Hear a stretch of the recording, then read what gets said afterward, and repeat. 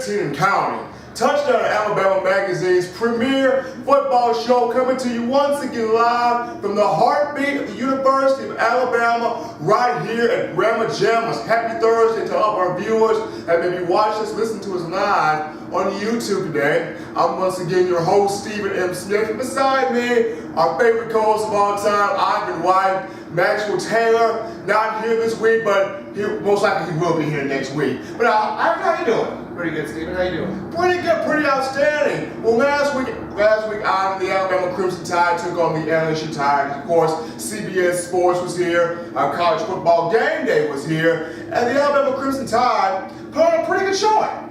Yeah, they did. I mean, I was thoroughly impressed with the game as a whole.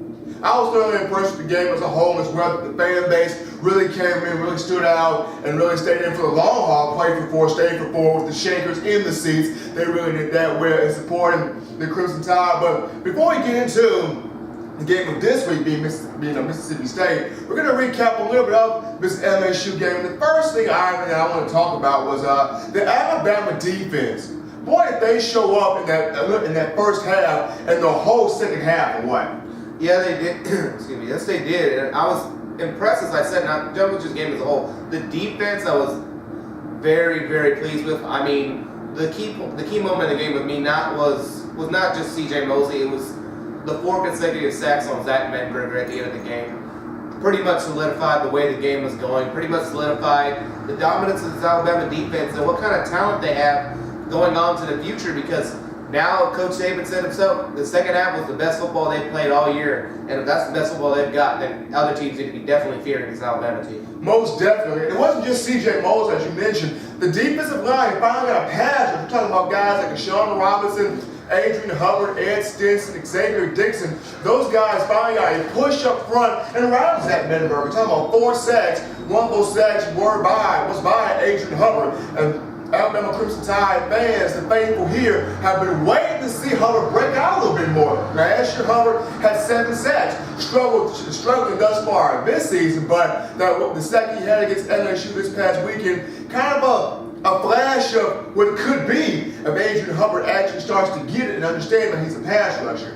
One of the main key points of this past game, Ivan, was none other than 5th-year senior Tanae Patrick. The guy never really gets a chance to play, kind of like Chad Lindsey. Chad Lindsey this year getting the start over Ryan Kelly because of his leadership, because of his stick-to-it and his perseverance, and that he stayed with the team. Tanae Patrick finally gets rewarded in the same manner. He plays against LSU this past weekend, and what a job he did. You're talking about you're going up against 6'2", 272-pound fullback J.C. Copeland, meeting him head-on in the goal line. Keep in mind, LSU's driving the football with Zach Mettenberger in the ground and pound game. They get down to Alabama's 5-yard line, and instead of allowing J.C. Copeland to score, Tanae Patrick meets him head-on and does the fundamentally sound things, recognizing J.C. Copeland does not have 2 hands on the ball. He knocks the ball away, and lo and behold, Louisiana native Landon Collins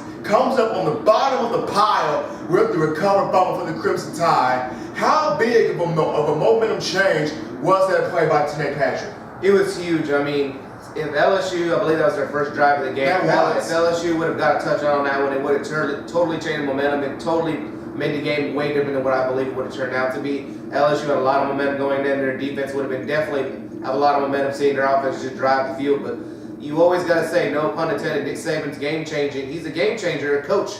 But also, he always teaches his players to be game-changers. And that was a definite game-changer. That was the turning point of the game, in my opinion, because if that doesn't happen, I believe LSU gets so much momentum that it can actually be a way different score at halftime than 17-14 what it was. Tanae Patrick played a critical role on that drive, as well as Landon Collins recovering the fumble. LSU had another fumble in the game, which was recovered by Alabama's linebacker Trey Priest. This time, it wasn't Alabama turning the ball over, it was LSU. Do you think it was the crowd noise getting to Zach Mettenberger or getting to the offensive line, or was it just Alabama's defense had LSU's number in this game? I want to say one of the reasons was because Alabama's defense did have Mettenberger's number, but I'll go back to what I said last week. Zach Mettenberger, in my opinion, has not been proven since that Alabama game last year, and I believe it was just Zach. I don't want to say the real Zach Mettenberger because I don't want to offend anybody or anything like that, but Zach Mettenberger got rattled on the road, and that's not something an elite quarterback, so to speak, is what people were calling him last week prior to the Alabama game. It's what Zach Mettenberger they were calling him, an elite quarterback, and elite quarterbacks don't get rattled on the road that easily. Now, I don't know if it was just because he didn't have a run game to support him, because I'm a big proponent of you have to have even run and pass ratio to get the job done. So, if you don't have a run game and you're passing the ball numerous amounts of times, then you're going to get flustered in that pocket, and that came back to bite Zach Mettenberger at the end. It really did. Coming into this matchup, Ivan, LSU running back Jeremy Hill had 128 carries for 922 yards and 12 touchdowns. Against Alabama's defense, check this out. He only had 42 yards rushing. The team as a whole, 43. To make LSU one-dimensional like that, you got to give a lot of credit to Coach Saban, defensive coordinator Kirby Smart, and their defense, because they really made LSU one-dimensional.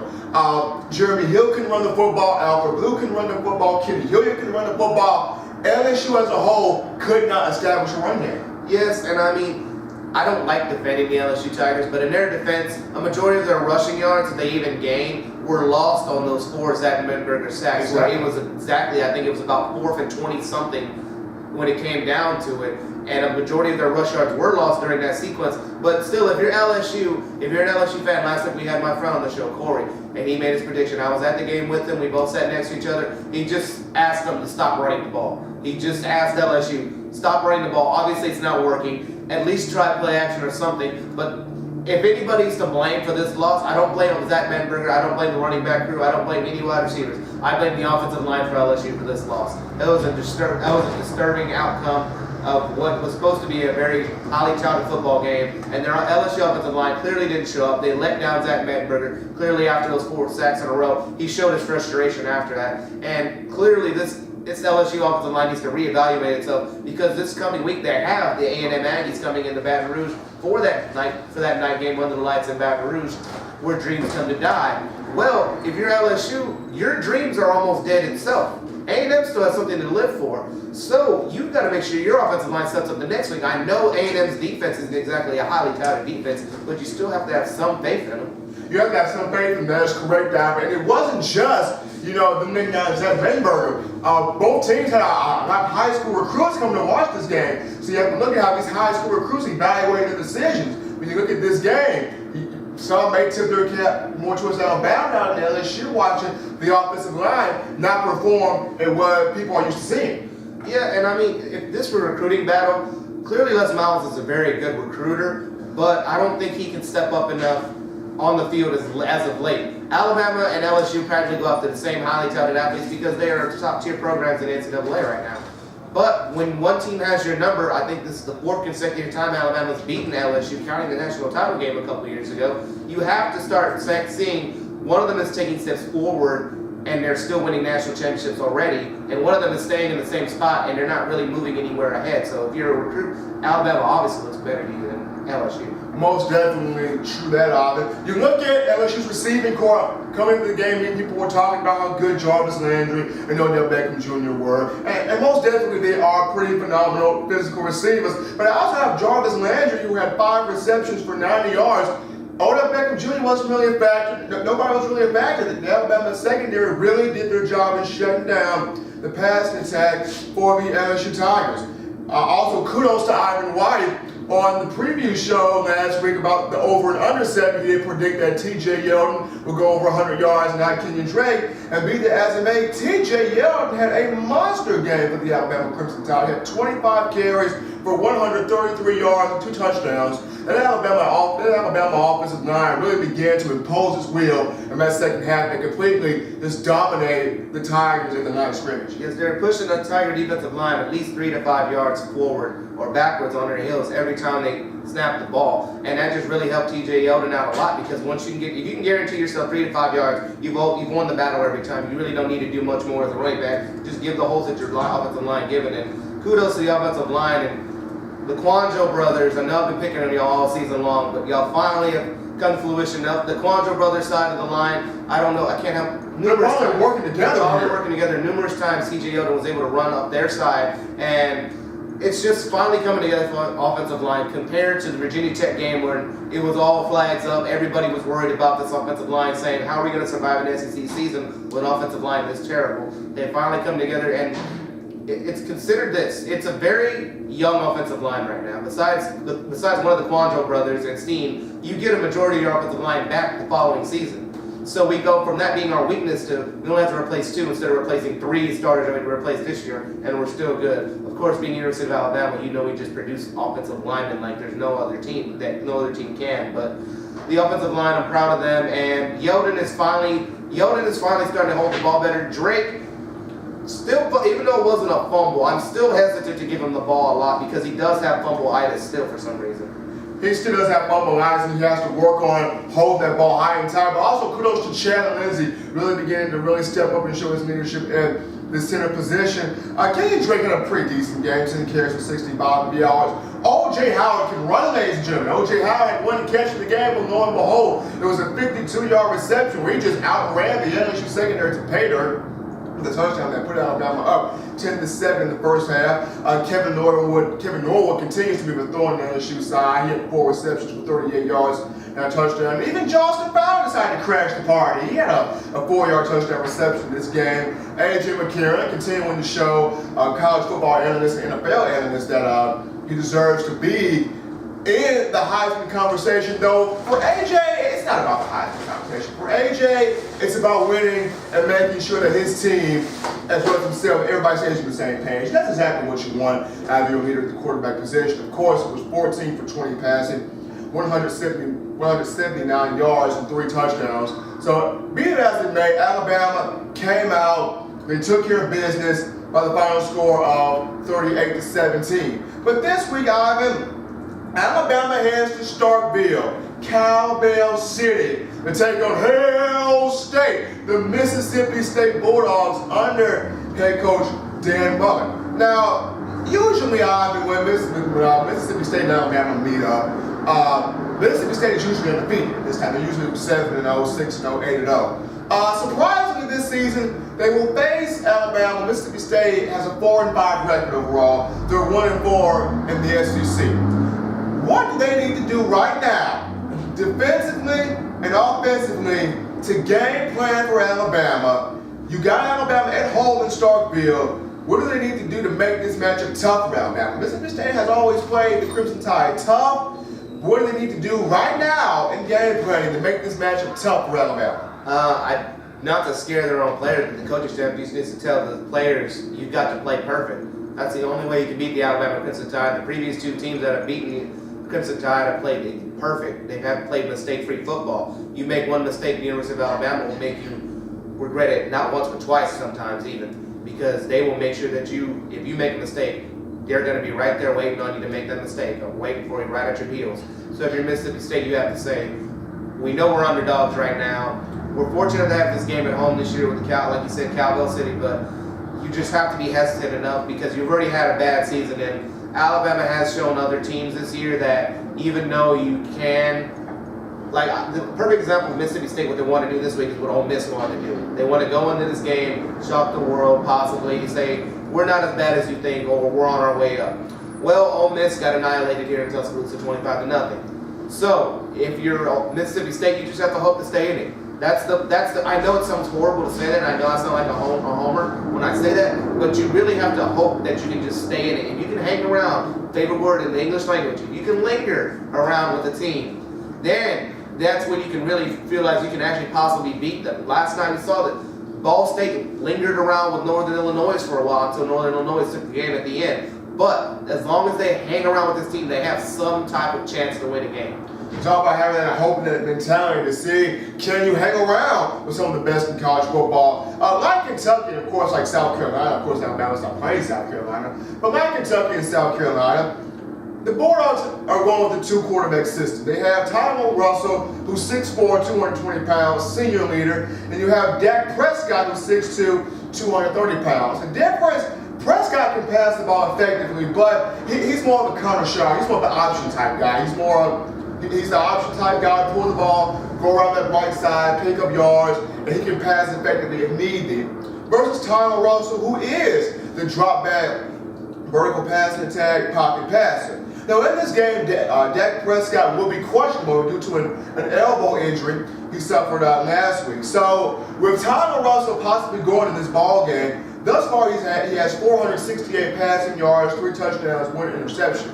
With Prescott questionable and Tyler Russell may be playing, what does he have to do as the senior leader to rally this team around him and try to guide this team to a close, competitive football game? You just have to rile up the troops. I mean, you're at home. You have the #1 team in your nation. I don't know what more motivation you need. You're playing the best of the best on your home field. They're coming into what some people in the SEC call it hostile territory. As of lately, it hasn't been, but now you can actually make that stadium get loud and get rowdy, and you can make sure that the fans know how important this game is. Of course, Mississippi State fans are going to show up. Anytime the #1 team in the nation comes to town, you have to be there. You have to at least want to watch them and see it. But if you're Russell, you have to make sure that your teammates know, look, don't go into this game thinking we're going to lose automatically already.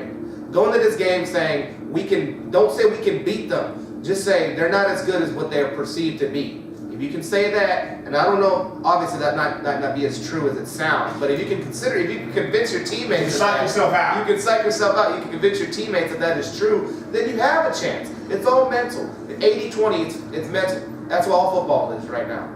And if you can get that mental aspect overtaken, then you have a chance to win any game.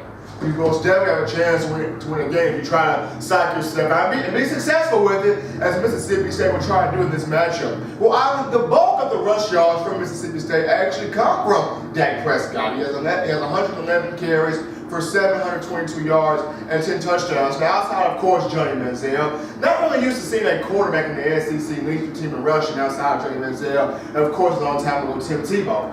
But Dak Prescott happens to be that guy for Mississippi State and leading the team in rushing. So, for Ladarius Perkins, who's the actual running back, he has 96 carries this season for 433 yards and just 2 touchdowns.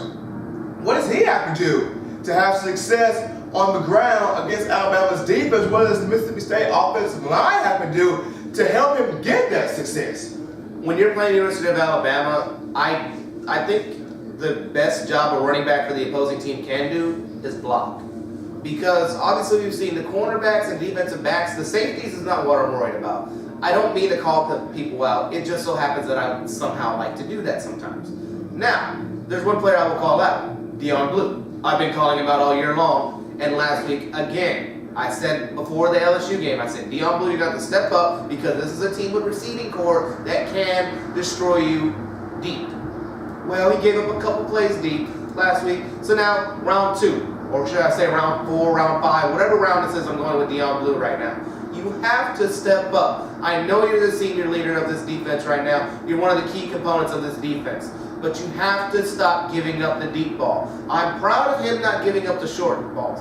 But the long, deep passes, you have to stop those. And if you're at Mississippi State, your running back has to block and keep your quarterback on its feet. Because last week, that defensive line got a lot of momentum that's going to carry itself for the rest of the season, in my opinion. And once the defensive line and the linebackers can blitz at the same time and have key chemistry, then it's unstoppable. It's over. The defense will annihilate you, and there'll be no chance. Your running back has to make sure they block. The offensive line has to make sure they know who they're blocking. It's simple as that. It's the teams against Alabama do, and I think it's their biggest mistake is they make everything too complicated.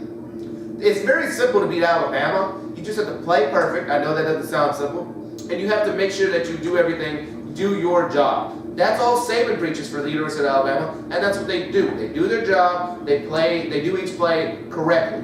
Well, that's all you have to do to beat us. If you do each play correctly and play and get your man and do your job, you can beat us. Are you giving the blueprint live on the show? Giving the blueprint. I mean, nobody's been able to follow the blueprint. It's not that hard, but it's really hard once you're on the field and you're in live action. That's why I say it's harder on the field than it is. Any analysis can say that, but you're not on the field as Mississippi State players. You're not on the field as Alabama players, so you won't know exactly how hard it is. True. Now, even though those Bulldogs, they have some talent in the receiving core. The main guy on this team, the main dynamic player on this team, happens to be Jamian Lewis. Jamian Lewis is by far the most dynamic player on Mississippi State on the roster because at 5'9", 195 pounds, Lewis is a jack of all trades. At the running back position, he has 13 carries for 117 yards, has 9 yards per carry and 3 touchdowns. As a receiver, he's amassed 39 receptions for 505 yards and 4 touchdowns. And even as a quarterback, he's tossed 3 touchdowns. So the guy is a jack of all trades. You can use him in any aspect of the field. And I wouldn't be surprised if he makes some huge moves on special teams as well. And Dan Mullen is going to try every way he can to get Jamian Lewis to football because he's energy in a bottle. He's a play waiting to happen. So if I'm Alabama, if I'm Nick Saban, if I'm Kirby Smart, if I'm the Crimson Tide, how do I game plan for this? You know where he's at all times. Last year against the A&M game as a player I can compare to him. Ryan Swope of A&M was an all-around player. He was a running back, a tight end, a wide receiver. He played every position receiving-wise. You have to make sure, as Alabama, you know where he's at all times on the field. Ryan Swope annihilated the Alabama defense last year with the back of the end zone catch for Johnny Manziel's Heisman moment, and with that long pass on the sidelines and he got annihilated, I believe, by either Clinton Dix or C.J. Mosley on that play. But nonetheless, you have to make sure where this player is at. Yes, he's a dangerous player when he can do what he does best. But that's the one weakness of him, in my opinion. We don't know exactly what he does best. He's dabbed in everything, but you don't know what his best proponent is. And Mississippi State might not even know what his best proponent is right now. So if you're Mississippi State, I'd go in this game saying, you know what? We're going to find out what your best proponent is in this game exactly. We're going to find it. It's either going to help us or it's going to hurt us. But they got to find out this game. If you can see what his best thing is against the best of the best, you know what he can do against the rest. That's a true statement right there. And I'm pretty sure Coach Dan Mullen is going to try to use Jamian Lewis at his best strength of the game. Before they can find him, they're going to use him at some of everywhere to see which way can he affect the Alabama defense the most. Well, Ivan, we know last season Alabama played LSU. And after the emotional roller coaster, the 21-17 victory, the victory drained Alabama emotionally. They went against Texas A&M at Bryant Stadium a little bit lackadaisical, a little bit lethargic, a little bit sleepwalking, so to speak. And what happened in that game, ultimately, they lost to Texas A&M 29-24. Though they played great in the second half, they lost that game. So what must Alabama do to prevent that from happening again? It was another emotional win this season against LSU. What can Alabama do to prevent another letdown this season? And do you think they have the leadership to help them prevent that letdown? I definitely believe they have the leadership to prevent that letdown, and I don't honestly think it's going to happen. It'd be one of the most shocking things I've ever seen in Alabama history if they do lose Mississippi State this weekend. The reason I say, in my opinion, the leadership this year is extremely better than what it was last year. And I know that sounds horrible because we had a Barrett Jones last year, we had a D. Milner last year, and they led the team. But in my opinion, A.J. McCarron has matured so much this offseason and this season now. He knows this is his team. This is his last year at the University of Alabama as their quarterback. He knows he's the undisputed leader. Him and C.J. Mosley are the two undisputed leaders of this team. So they are going to get this team ready. C.J. has had this defense ready all year. A.J. knows they're almost there. They're 3 steps away, literally. Well, 4 steps away, you count in this game. They're 4 steps away from getting back to where they want to be, and that's the national title game. You've got to go through Mississippi State, Chattanooga, a tough opponent, Auburn. Chattanooga's a big dog. Chattanooga, Auburn, and the SC title game if you get there. That's sort of 4 next steps you have left to do. If you can get past there, you're back where you want to be. You're in the Rose Bowl or national title game. They don't look ahead. They're looking at each game now. I believe last year they were looking ahead because they believed LSU was the final hurdle they had to go over. They just believed that they were going to go over A&M with no story. Of course, that was proven to be wrong. So this year, the leadership, I believe, will step up a lot more, and you just have to make sure that you play one game at a time right now. Don't look ahead to anything, anybody. Don't look at A.J. McCarron's been the best example. He doesn't look at the Heisman anymore. He never has, and he never will, he said, because he really just wants national titles. And that's what I'd rather have my quarterback saying than I want more Heisman than anything.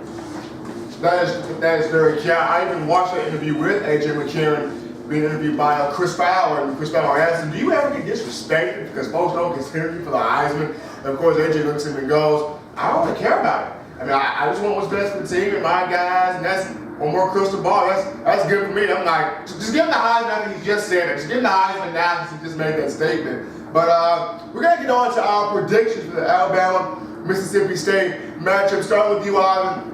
Mississippi State's at home. Dan Mullen, this could be probably a shock in trying to keep that job at Starkville. No, it's hard to recruit there. It's hard to recruit great talent at Mississippi State. So they're at home. Cowbells will be on tonight. The fans will be there. Alabama rolling in 9-0, undefeated, with another chance to get closer to the BCS title opportunity. What do you see here in this game as a prediction? Well, this year Alabama doesn't seem like it's been tested besides A&M in the first half of the LSU game. So they're going to hostile territory this week. They're going to Cowbell City, like you said. It's going to be a tough game. Mississippi State always plays up for Alabama. But my prediction is going to be 45-14 Alabama. I just believe, and I said this last week too, Alabama and Auburn right now are having a contest that nobody's noticing, and I seem like, no offense, it seems like I'm the only one that's noticing it, because last week... I'm starting to get that now. You're starting to get this. They want to beat the opponents that gave the other teams trouble more badly than the other team did. So they're starting to have a contest now. I said it last week. I said Auburn will annihilate Tennessee just to prove that they can beat them worse than Alabama did. So, I think Alabama, since they knew Mississippi State gave Auburn some trouble, and Auburn, I think it'll be 45-14, and they'll just show them this is one of our more tougher opponents, Auburn. In Auburn, we have to face them later on this season. We can just beat the heck out of your opponent that you struggled with mightily at home. So you're going to go 45-14 in favor of Alabama. I'm going to actually go. I'm going to go in the 40s as well. I'm going to actually go with 42-7 Alabama. Reason being, Dak Prescott's not going to be there to run the football if the elbow keeps him out of the game. Tyler Russell didn't play well against Alabama last season. He's playing against them this season. Jamal Lewis is going to be counted on to do a lot in this game. I think Alabama will have his number. You look at Ladarius Perkins, he's going to be counted on a lot to run the football. Can Mississippi State's offensive line at least move Alabama off the football? And I think with the 4 sacks Alabama got last week against LSU, the defensive line has got a little bit more confidence now. You're finally seeing a little more of a confident Adrian Hubbard, what we wanted at the beginning of the season. I think the secondary got a big shot in the arm after the win against LSU. I like Mississippi State in this. I like Alabama in this game, 42-7 over Mississippi State. But don't touch that down, guys. Coming back, we're going to get into some of the SEC and national action that will take place this weekend right after this.